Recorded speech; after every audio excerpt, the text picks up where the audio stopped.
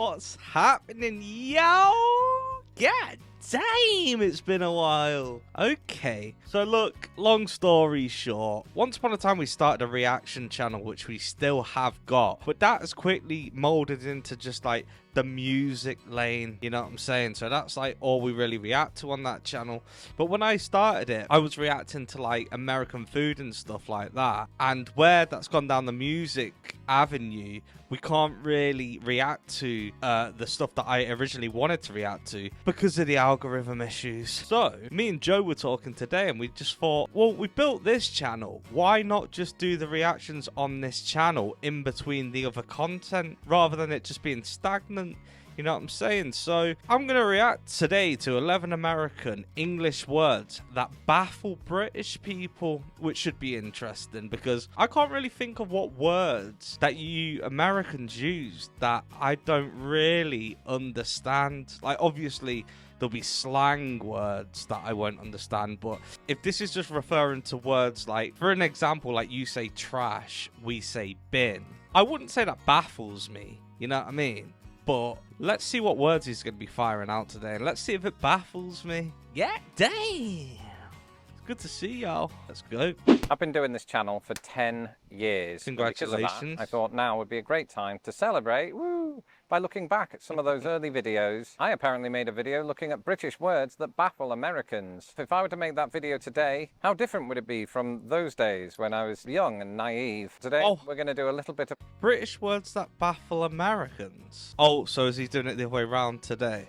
twist and bring to you a sequel that is 10 years in the making. What is the sequel called? 11 American words that baffle British people. So 10 years in, if you've not yet subscribed to this channel, do that now. In the meantime, let me throw some words at you. We're going to start this list with what to me is a very special word. It is aluminum. This is a word I've talked about way too much on this channel, but it has its pride and place in lists like this because it's kind of the royalty of British versus American word differences. Why is that, Lawrence? Because it's a rare example of a word that's both spelled differently and pronounced differently. Aluminum. Aluminium. Yeah. It's all fun and parties in my house, and the 10% of subscribers who watch my long forms as well as my YouTube shorts will know that the supposedly American English word aluminum originated in Britain. And the reason that I just mentioned this again is that I used to be one of those British people who just thought that Americans have to be different, even with elements of the periodic table. I'm not just talking about aluminum, consider the spelling of sulfur. And so I looked up some other words, one of which was gotten, the past participle of get. At least that's what it is here. Where I come from, the past participle of get is got. For example, I've got older. As I've got older, Americans are more likely to say, I've gotten older. Aluminium, yeah, I can understand that, you know what I mean? And to be fair, like on this channel, for those of you who have like followed from the beginning, obviously our other content where we try food and stuff like that, we've even had comments from you guys being like, boys, you're pronouncing X, Y, and Z wrong, whatever words, I can't remember off the top of my head. And like, I read them comments and it's like a little chuckle to yourself because it's like, you guys were really saying we're pronouncing it wrong, but really just over here we pronounce it slightly different. But the thing with this gotten one, like I've got older or I've gotten older, me personally, like I wouldn't think twice about it. I would use either or of them, you know what I'm saying? Like, depending on my flow of speech or whatever I'm saying, like I wouldn't distinguish between the two. Like, they're both part of my vocabulary is what I'm trying to say. But aluminium and aluminum, like I say aluminium. Yeah, no. That's where the knee-jerk reaction comes in. Why are you making a word longer than it needs to be? Well, then I started to think about it a bit. Unsurprisingly, it turns out that gotten, in this sense, originated in the very country that brought English to North America in the first place. In other words, in England, we also used to widespreadly, that is an adverb that I may have just made up, use the word gotten. Americans continue to do it, we stopped doing it, and over time, forgot that we ever did it. Or is it a case of, like, in the UK, right, for those who don't know, you have, like, the south of the UK and the north of the UK, obviously, you know that. But believe it or not, if you come here, the mentality of the people down south are so different from the mentality of the people up north, and so's the lingo, like the vocabulary. Like, so for example, you could use the word like,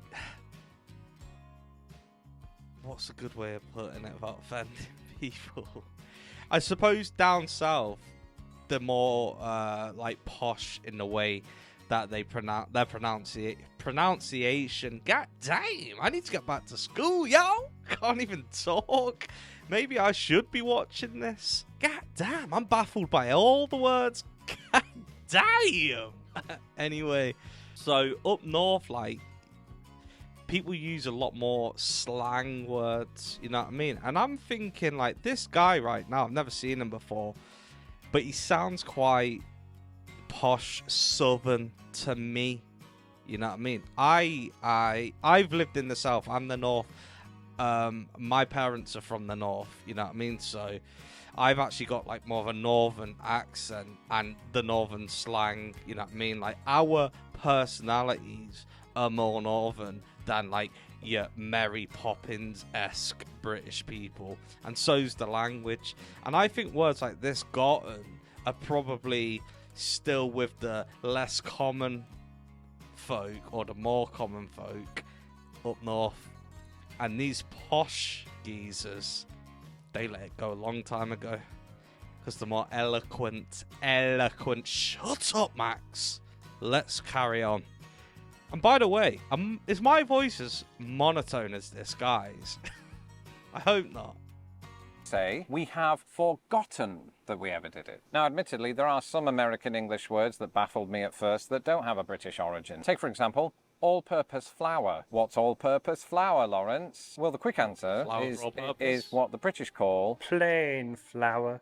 But all-purpose flour is also a reminder that American English loves the word all. It shows up in all-timer, all-access backstage pass, all-wheel drive, all-in, all-pro, all-star, all-purpose cleaner. Not my fault, it's a bloody cardinal. All-American, and of course, all-purpose flour. And I think that specifically when it comes to words that we use to describe food products, that can be genuinely baffling. In my kitchen at first was an overwhelming experience, partly because I can't cook. Secondly, because you have to translate a lot of things. And I've included all-purpose flour on this list as opposed to many of the other food names because I'm currently out of it, and this will serve as a reminder to go to Aldi. Of course, while I'm busy navigating the demands of YouTube superstardom, I don't have a lot of time to put my cooking skills to the test, unless it's for a video and I'm getting paid. But on the whole, between the editing and trying not to melt in the Midwestern humidity, cooking from scratch just isn't happening. That's where Factor 75 has quietly become my lifesaver. Factor delivers 5 No thanks. full food get to get 75. Behave yourself. Behave yourself. Going back to the all-purpose flour, I actually think it's quite a good idea to use the word all before a word that is basically utilizing everything. So all-purpose flour, I'm not having to break that down and go, oh, so what ingredients? In my head, I'm going, oh, you can use it for everything then, because it's for all. Its purpose is for everything. All-purpose flour. You know what I'm saying? So I actually think I think we should do that in the UK, to be honest, because it's sort of self-explanatory. It'll make life easier. In fact, I think in the UK, we complicate things. America love taking British words that have an ISE suffix and switching out for a Z. I thought that was your thing. Then I got here and realised it's more complex than that. Sometimes you'll just change the entire suffix. Except, again, the word acclimate is older than the word acclimatise. And the word acclimatise is used here, but in a different sense to do with the actual climate, though that one's baffling no more. Anyway, let's just rewind the tape to a few seconds ago when I said this. And switching out for a Z. I thought that was your thing. Now, I can get away with saying Z because I've lived here for 17 years and I'm a citizen now. But in my former life, the last letter of the alphabet would have been Z. And I wanted to point this difference out in this video because while it might be baffling to British people, I've noticed certain contexts in which British people do say Z. There aren't many people out there calling Beyonce's husband JZ, although Beyonce might, could be their thing, I don't know. And because American discourse seems to dominate the conversation around generations, millenniums, as in the boomers, Generation X, millennials, and Gen Z. Some British people are instinctively pronouncing it the American way. Are Gen Z, that's people under 27, kind of a bit workshop? So, are we baffled by it, or do we just like to point out differences for clicks? I've just realised that's what I'm doing. I don't know what this guy's chatting about. He's from the posh neck of the woods. Because I'm not being funny. When I was a kid, the way I was taught the alphabet was A, B, C, D, E, F, G, H, I, J, K, L, M, N, O, P, Q, R, S, T, U, V, W, X, Y, Z. So what you on about, bro? Again, this is like going back to the first word that he said. Can't remember which one it was. Or gotten. I'm the same with Z or Z. You know what I mean? Like zebra, zebra, tomato, tomato. Does it matter? What? Anyway, because my mind was in that area of the alphabet, it got me thinking about words that begin with the letter Z, Z. Suddenly, zipper entered my brain, and to my British viewers who are currently baffled by this word, a zipper is one of these things that helps to keep your clothes closed. Try saying that after 4 whiskies. To my American viewers wondering, what on earth do you call this in Britain? Zip. It's just a zip. And the reason that I bring this up is that I think the word zipper, it sounds like something a child would say. As kids, you go on a roller coaster called a Big Dipper. You go swimming in flippers. And this all happens while you're a little nipper. So those are my 2 cents on that word. Now, there's one word in American English that I am baffled by every single time I see it, and that word is realty. You can be driving along these streets here, or any street. Zipper to me sounds like a collection of zips. Like it would represent more than one zip. America, And you see this word on yard signs everywhere. and it basically just means real estate. That's fine, except the thing that happens to me every time I see it, without fail, is I read it as the word reality. And in American English, that word comes with many footnotes. I think that real estate signs do this on purpose, because a lot of Americans tell me that when they visit Britain, they see similar signs that say to let, as in to rent or lease out a property. They see it, as do British people, as toilet. And that should remind everybody of the power of I. Well, let's go back to what I was talking about earlier when I said that Americans like to make some words. Just while he's touched on that, it's true. Like, I think that's more of a thing to do with just like your brain and signs that you've seen all your life. Like, there's another one that always gets me, like polite notice, but when I see it like quickly, I always think it's like police notice, you know, like the authorities, like the cops, as you would call it, but it's not. It's polite notice, but my brain just wants to read police, just like that 2 letter wants to read toilet.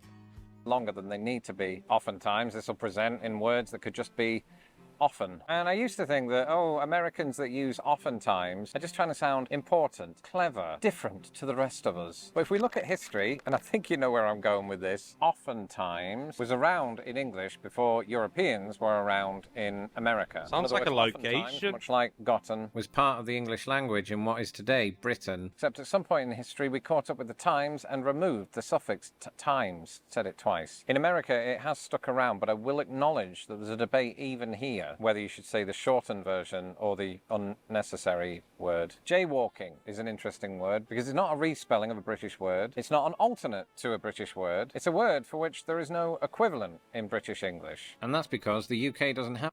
Jaywalking is walking in the middle of the road.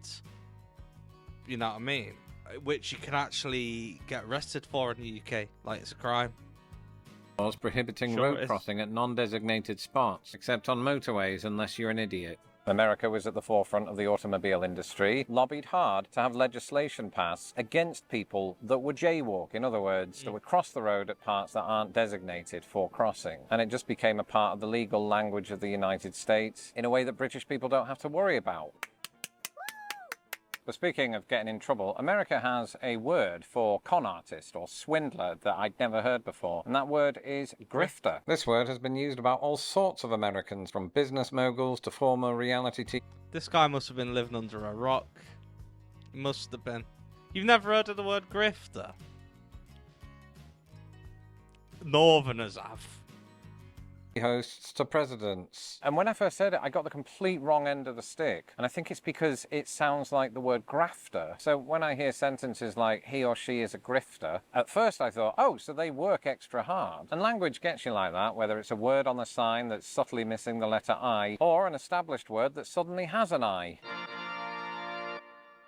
And finally, sherbet. As somebody who was born and raised in Britain, lemons. I always knew sherbet to be a powder and not the kind that Uncle Toby used to push on me at New Year's Eve. Instead, it's a fizzy powder that's primarily used for dipping licorice and lollipops. When I described this to my American wife, she said it sounded like the American brand, Fun Dip. And after moving to the United States, I found out that sherbet here is a completely different thing. How best to describe it? It's basically sorbet, but with dairy. So what's going on? It turns out that both sherbet and sorbet have their origins in the Arabic word sariba, meaning to drink. And Americans have oftentimes gotten into the habit of sounding out an extra R in the final syllable. In fact, I recently found out that an alternative spelling exists in American English to reflect this. The word carries a pretty rare distinction. It is one of the few in the English language whose spelling, meaning, and pronunciation differ On either side of the pond. And since that piece of trivia is what I always finish with at my wild parties, that concludes this list. If you haven't done so already, leave a comment below that starts with, Lawrence, you forgot about, and then insert a list of words. And once you've done that, here are 11 words I now pronounce the American way. You'll watch that video next. And until the next video.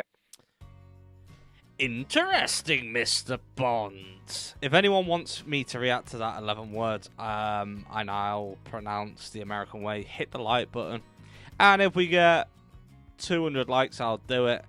Because anything less than 200 likes, I don't know if I can deal with that monotone voice. I don't know about you guys. But it would be interesting to see what words he's pronouncing the American way. Not gonna lie. If you've enjoyed this video, like the video anyway. If you're new here, subscribe to the channel. Until then, I'll see you on the next one, guys. If you wanna see us do more of these videos, then like it and share it and subscribe, cause it's getting pretty expensive. We need to get monetized, cause it's getting pretty expensive. We can't afford loaded fries. Like it and share it and subscribe.